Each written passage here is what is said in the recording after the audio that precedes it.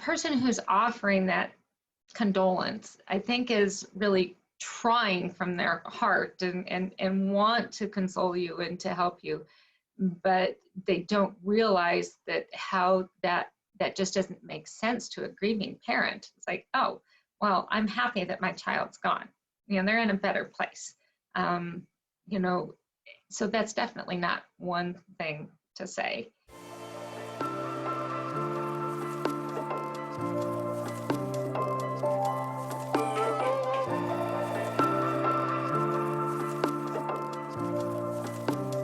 Hello, I'm so excited because I am here with Peggy Green. And it's interesting because Peggy and I met each other actually through a Facebook group. It was for grieving parents.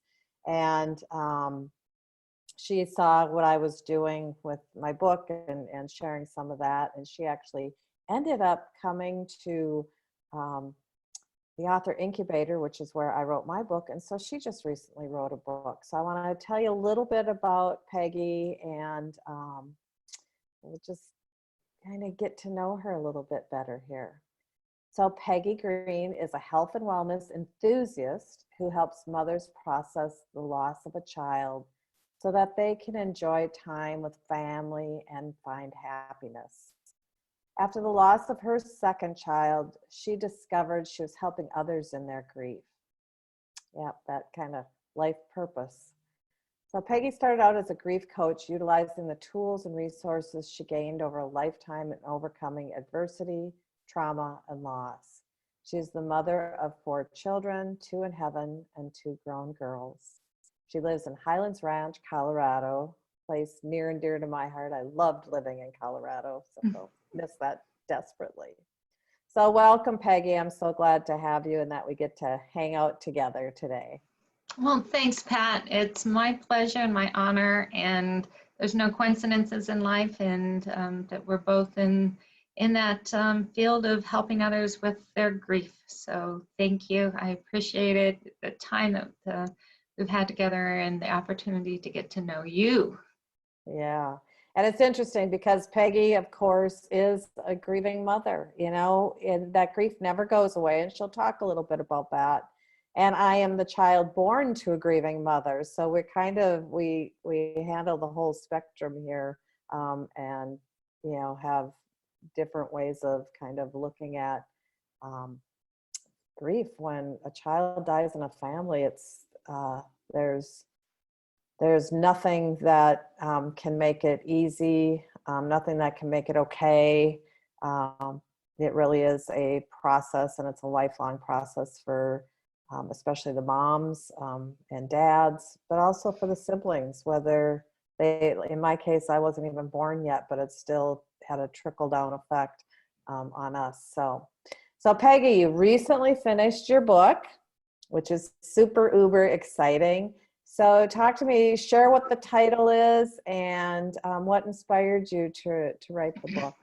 Yeah, coming out and writing a book. So show you a copy of this, and I am, I couldn't express more how appropriate that this title is. It's Life After Child Loss and the Mother's Survival Guide to Cope and Find Joy. The book is dedicated to my son, who took his life in December of 2018. And if it weren't for him taking his life, this book would not have been written. And the other pieces of that are, after his passing, I started processing and sharing a lot of my most vulnerable moments, my heartache, my pain, my experience on Facebook. And my posts, I found, were helping other people process their griefs. And I said griefs in a plural because grief can be so many things. It doesn't have to be specific to a child. It can be to a parent, a grandparent, a sibling, a job, a relationship, divorce or a friendship, and even to fur babies. And so I found that the comments people were sharing with me was, this is helping me. gosh, this applies to my circumstances. It may not have been the child loss. And so it was then that I decided that I needed to share and I needed to make a difference with people. And so after a year anniversary in January of actually this year, I met with Pat and we talked about how I could write a book that would make a difference. And so she connected me with the organization, the Author Incubator, and wrote a book to make a difference and have an impact on people. So it's been quite the journey to be able to reach out and share my life experiences and the tools and resources that I've used to be able to survive multiple losses. My first child loss was 29 years ago. And since then, it's been parents and nieces and nephews, cousins, and my sister as well. So these tools and resources that I found have been what's helped me to be able to stand on 2 feet, have happiness, have a bright future, and be able to look forward. Wow. And, you know, I've read your book. It is so powerful, and learned so much new things, more than we had even talked about. And, you know, the devastating grief, layered grief of having not just one, but 2 children, unimaginable. And yet you're still sitting here today. You know, you still get a smile on your face. I see that. And I know that, you know, for a lot of parents, they're like, I don't know that I can ever smile again. Or I feel like maybe that's, you know, unfair to my child who died, that I'm able to keep on living. But you have been able to do that. So can you tell me a little bit about your book and the program that's embedded into the book? Because I know you have a companion program, because as we know, books are awesome, they're great, but you also know that how many times did you pick up a book, you know, during all of your phases of grief, including even now, and just say, okay, I'm going to go do this thing? Doesn't happen very often. We have good intentions, but you're so overwhelmed by your grief. So you have this companion program. And so talk to me about your program. What does that look like?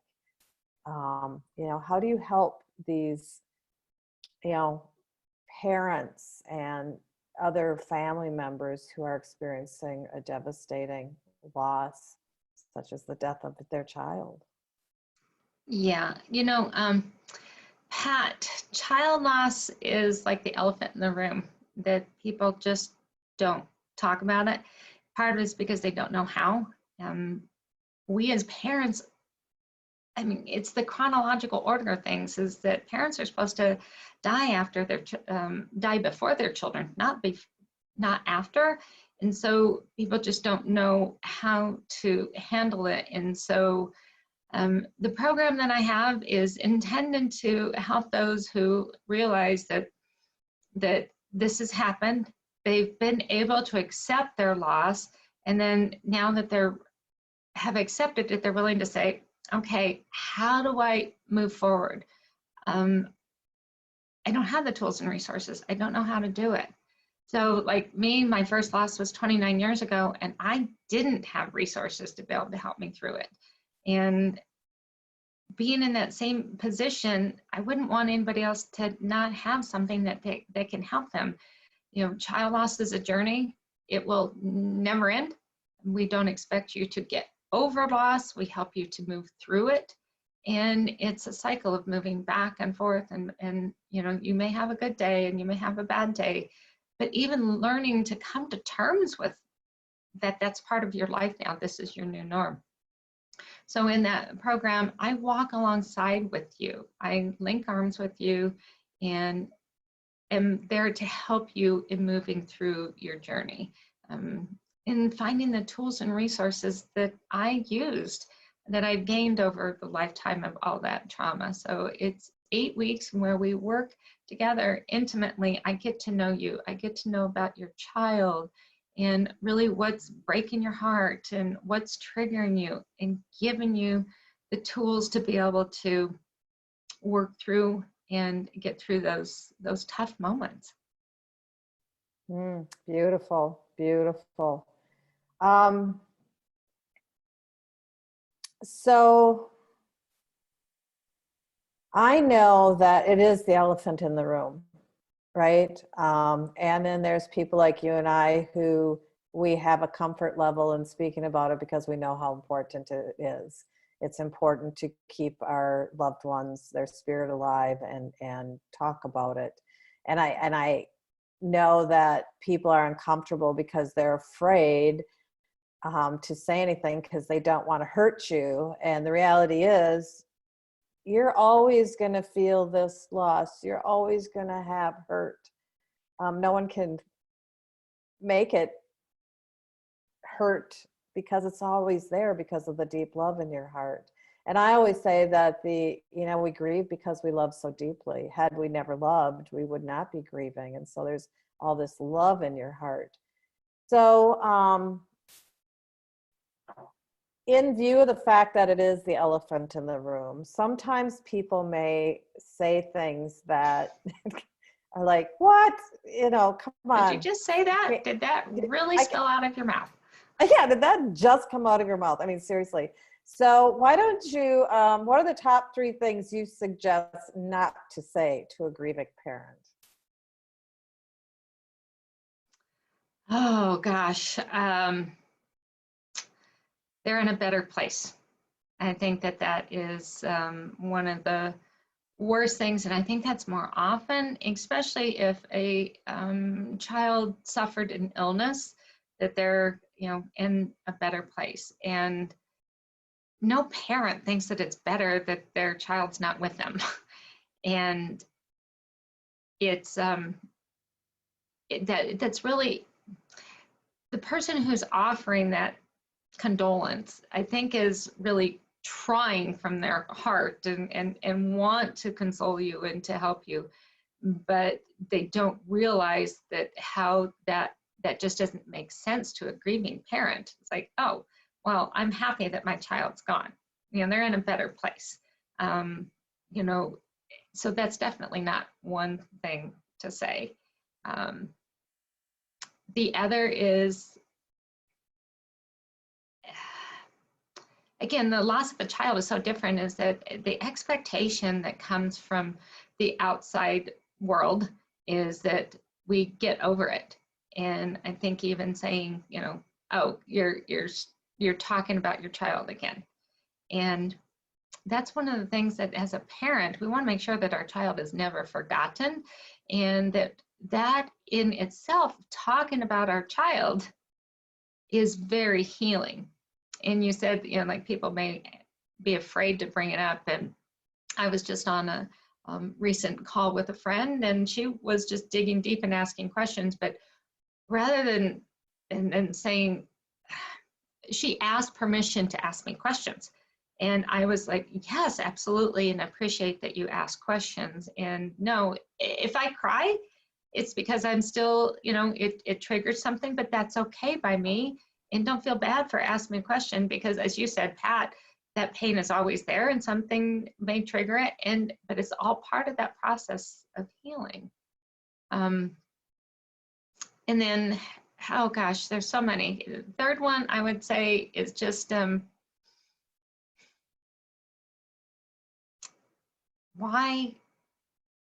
what's your next step? Are you going to have more children? Or remember that you have other children. You need to live for them. While this is also a very good point, we can't dismiss the fact that we've lost a child. And it's in that process of learning to be able to grieve and live at the same time.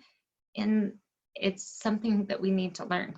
There isn't a handbook that we originally got and said, how can you be sad and happy at the same time?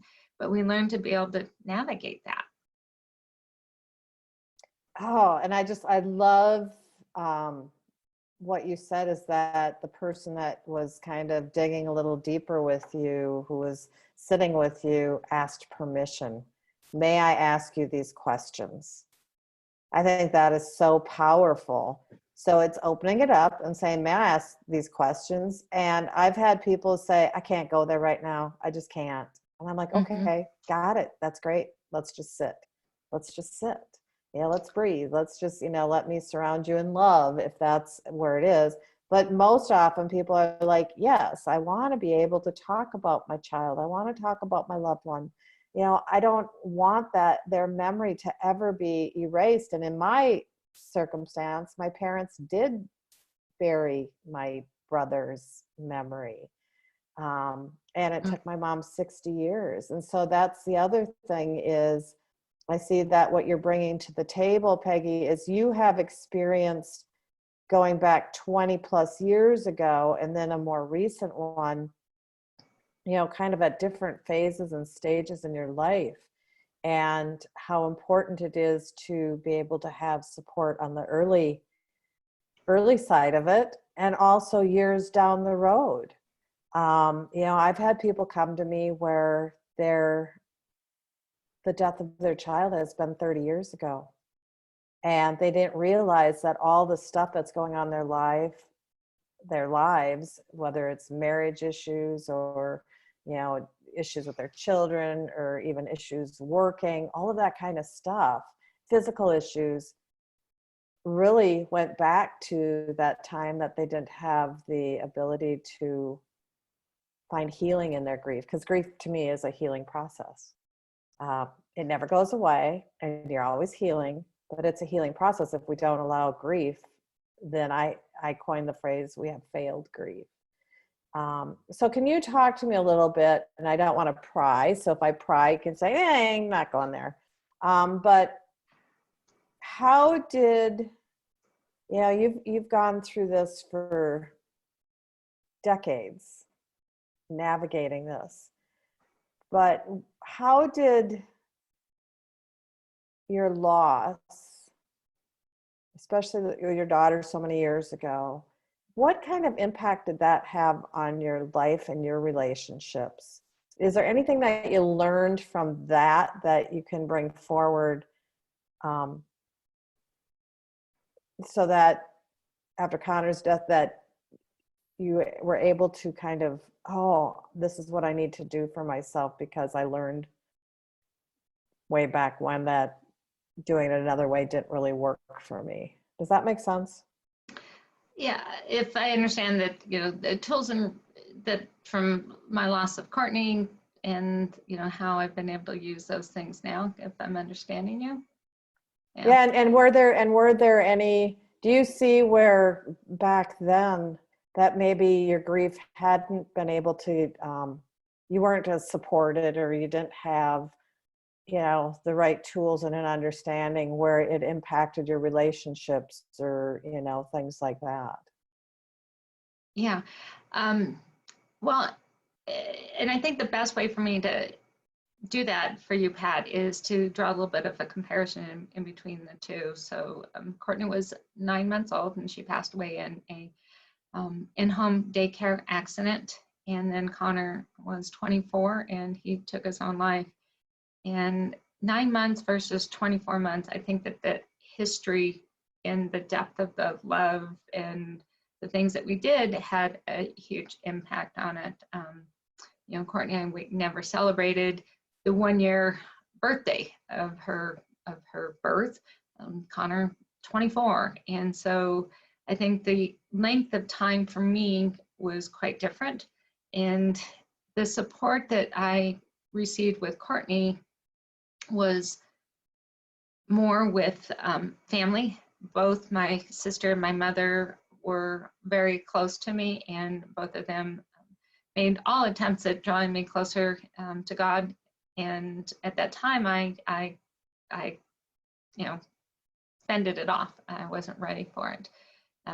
And I dug deeply into work. And then I also had 3 other children, Brittany, Connor, and Hannah. And so with her loss, I knew that I was going to have more children. And, you know, with Connor, it's been that finality is that I'm not having more children. And it's not that my other children replaced Courtney. I always planned on having more, but that it was such a short-lived life, and that I knew I had so much more ahead of me with my life. And it impacted my relationship with her dad, with Courtney's dad. And, you know, they say that so many marriages, at least 50%, do not survive the loss of a child because the grief is so different in between a mother and a father. And so I was not able to relate to her dad with that. We were definitely on very different terms. And even within the extended family of his siblings and his parents, who didn't talk about her either. My family was able to, but his family was not. So it was even that extended family where we didn't talk about her. So that was really quite, that was, yeah. And then grief support wasn't really there. And I don't know if I really fully process it. And I think right now, as I'm processing so with Connor, is that I'm going back and re-grieving. I don't know if we re-grieve, but you know, re-grieving some of that loss and thinking about it. So it's but now that I've acquired a lifetime of resources, my grief is definitely different with Connor, and I find that I have some different resources. So you're able to lean in to other people and other resources. And you mentioned with God, and so is faith a big part of that for you? Pat, absolutely. Faith it's been a journey. Like I mentioned, it wasn't a part with Courtney, but along, I don't know, the past 10, 12 years or so that I've been established in a relationship with God. And so that even in the good times that God was there, and that God was there in the bad times. I mean, so many times people only call upon God in bad times, but I have been wanting and desiring that relationship, and that's been huge. There was several lessons that I've learned from my faith, and one of those was because, again, doubling up on the elephant in the room is child loss and then also suicide. And so the pastor during Connor's memorial service said something that will just stick with me forever, because we all have choices, and whatever demons that was haunting Connor, God was with him and telling him, no, don't do it, don't do it, don't do it, don't take your life, there is more. But he allowed Connor to have his free will. And so, you know, it wasn't God that killed Connor. God was there to support him, but God also allows us free will. So that's been comforting in knowing that Connor made those choices. So that was huge. And then even speaking with the chaplain, and this was one of those circumstances where the chaplain had permission for me to speak about things, and he shared with me that yes, Connor was definitely in a better place, only because the demons that were haunting him were no longer on his shoulder. And so that was comforting. But the chaplain and I had opened up, I had given him that permission to speak freely and to give me some spiritual guidance. And that also it helps me, because we don't understand suicide. We don't understand what drives it. Just that in Connor's circumstances, that it was some demons that he felt he couldn't get rid of. And the only choice that he had at that moment in time was to end his life, because then the demons would be gone. Yeah. Suicide is, talk about an elephant in the room. That's probably the deepest one. And certainly I've worked with parents who have are living the aftermath of that, and there's always those questions because you don't have the answers.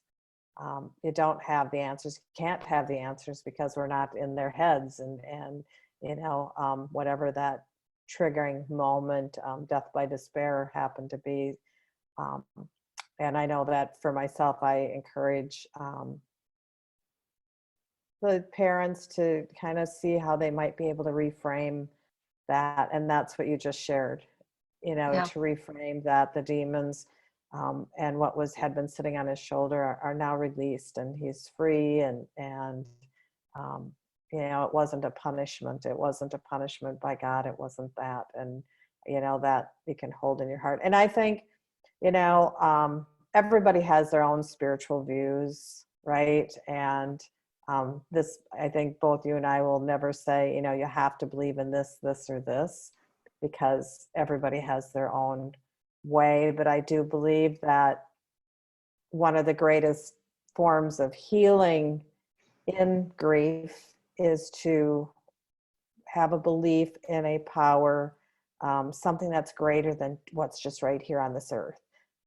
Because if that's all that it is, it's just what's here on this earth, and it's all that suffering that many people feel, then there is that despair that's ongoing. But you are able to find joy and smile again, and you truly are you are showing us that folks, you can find healing in your grief. Does it mean the grief is going away? Absolutely not. But you can find healing. You can find support. Now you're a new grandma, right? Yeah, I'm a new grandma. That's very exciting. So it gives me purpose. I want to circle back around on something that you said in asking the questions. One of the things is to not get trapped in that canyon of why. Why did this happen? Because that is a question that will never be answered. And I think if we can torture ourselves, we can feel guilty over it. And that's one of the things I made sure that I did not get stuck in, is that canyon of why. Because it doesn't serve me. And I know that my son wants me to live on. And I'm a big believer in choices, in that that was his choice, and I will not allow his choice to dictate my joy and my happiness. It stinks. It's a journey, and it overall,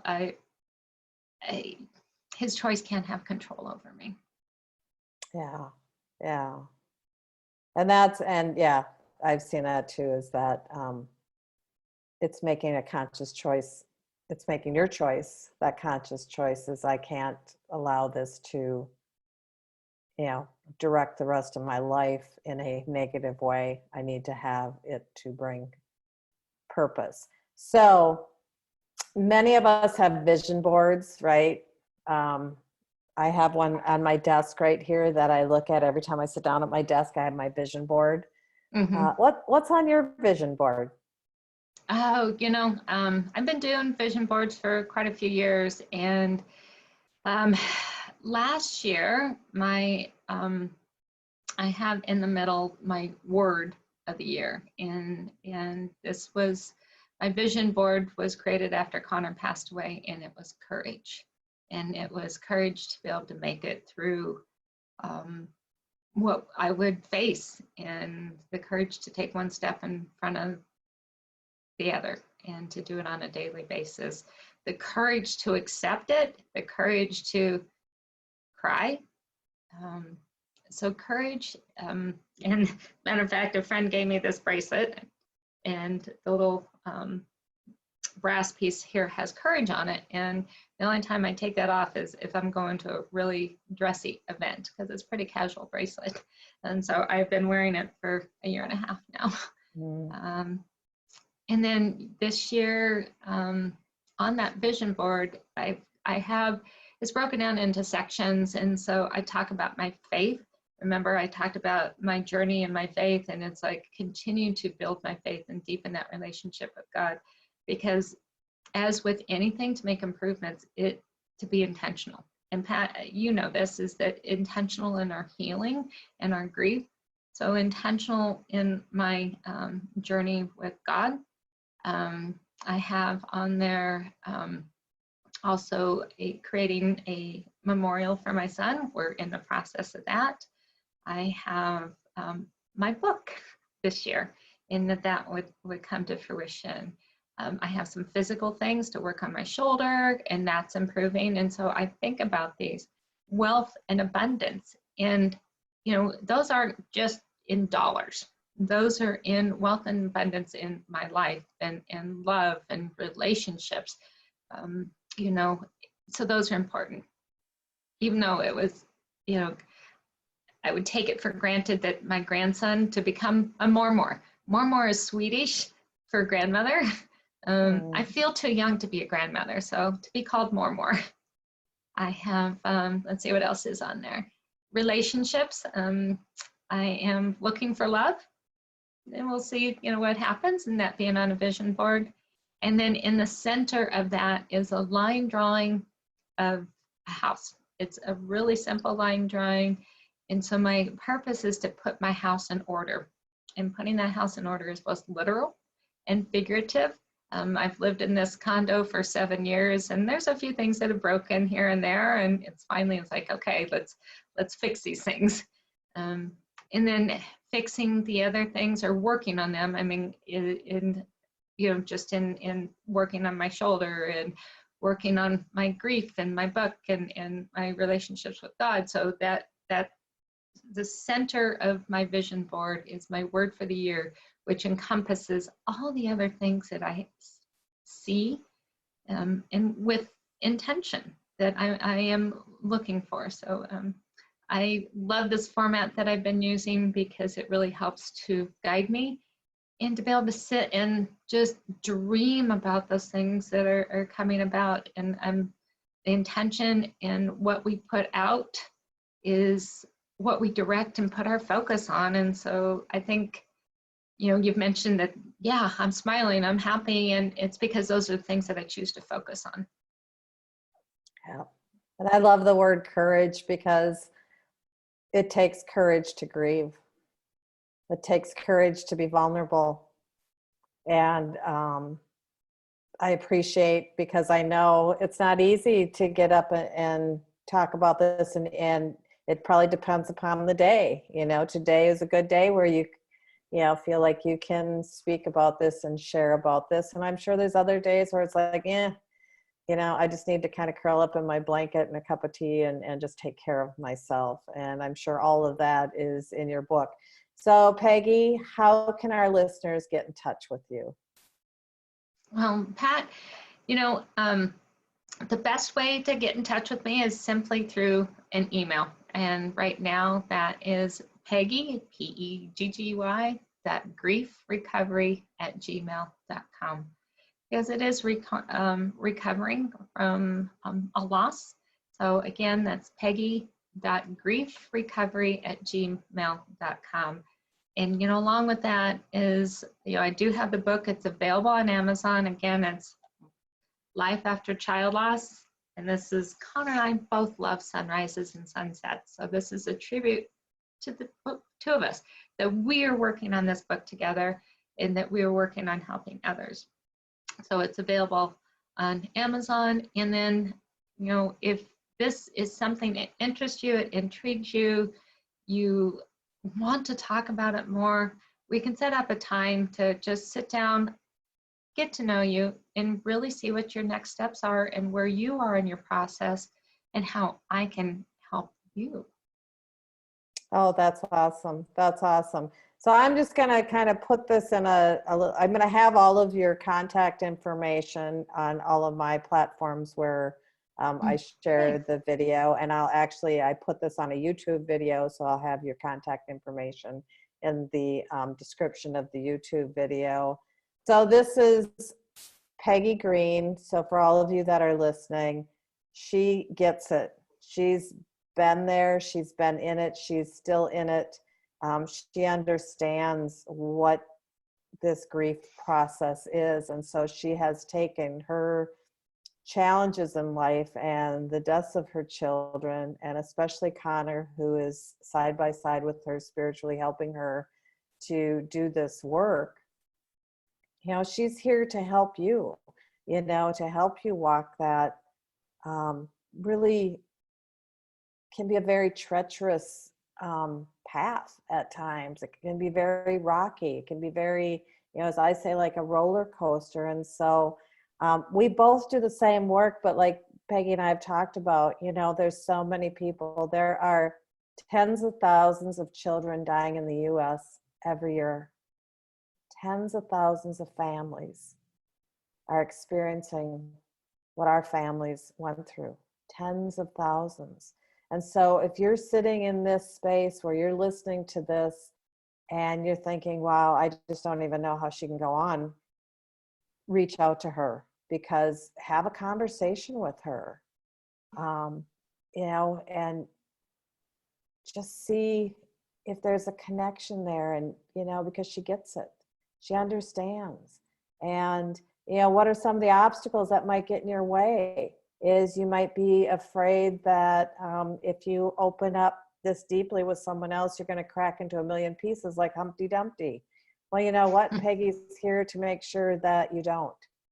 You know, she's here, like she said, to take you by the hand and to really hold you up and hold you together as you're processing through this. You know, you might be fearful that my family doesn't understand and they're on a different path. What if I take this journey and, you know, we're on this different path? That's okay. People are on different paths when you're grieving.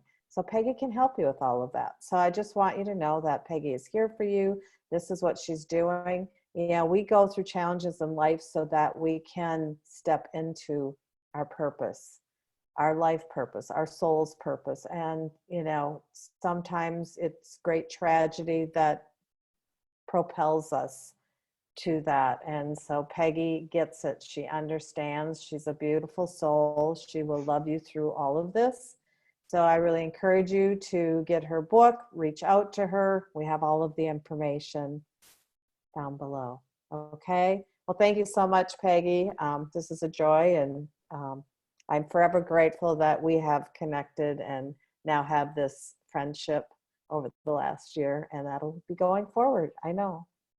Yeah, and thank you, Pat. I appreciate it, and that we are serving others and working in this this field of helping others. It's a unique field because we just never learned how to grieve and how to help others. So I appreciate you as well. You are wonderful in the work that you're doing as well. So thank you. All right. Thank you, everybody.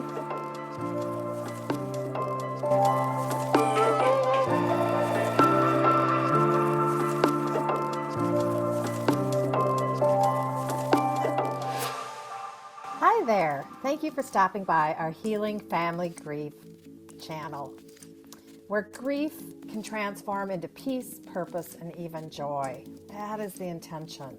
So as host of the Healing Family Grief channel, my goal is to provide insight, inspiration, and hope for people who are grieving a deep loss, or for the people who want to provide support for those who are struggling on their grief journey.